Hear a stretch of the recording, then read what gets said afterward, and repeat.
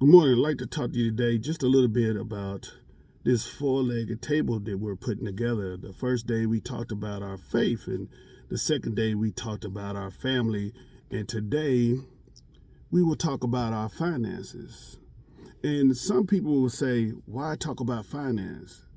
Well, the thing is that we as people, sometimes we do not save like we supposed to do. You can only do really three things with money.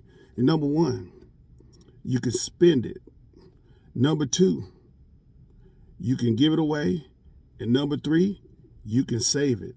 But save it should always be number one. Why? Because you can't give to nobody or do anything for anybody if you don't have money in the first place. You always hear about these people that like to sound like prophets where they're talking about money and they're prophesying. But I'm telling you right now, the majority of those people are prophet lying. I'm not a financial advisor, but I can tell you how to make it in this life. People don't contact you to invest with their company, not unless you have assets. I will challenge you to Google a company called Fisher Investments.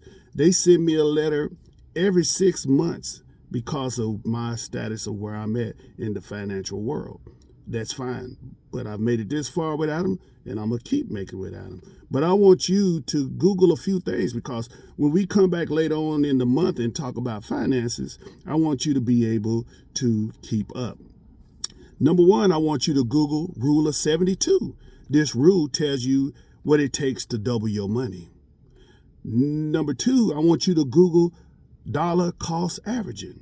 You need to know this so you know how your money grows.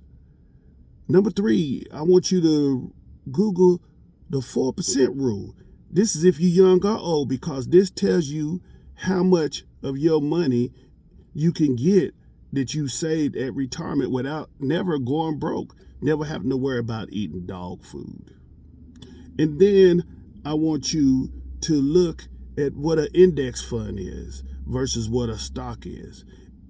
And remember that if you have a job that has a 401k, then do the match and then set it to where it goes 1% each year. You won't miss it because your raise is normally about 3%. And if you don't have a job that has a 401k, then start putting $100 a month in an index fund. Remember, this is not financial advice, but I'm telling you what works for me.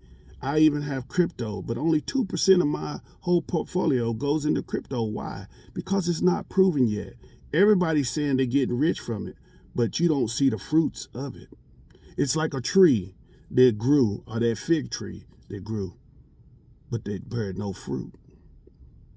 So let's start thinking about our finances in a different way, where we build real generational wealth. Have a blessed and wonderful day.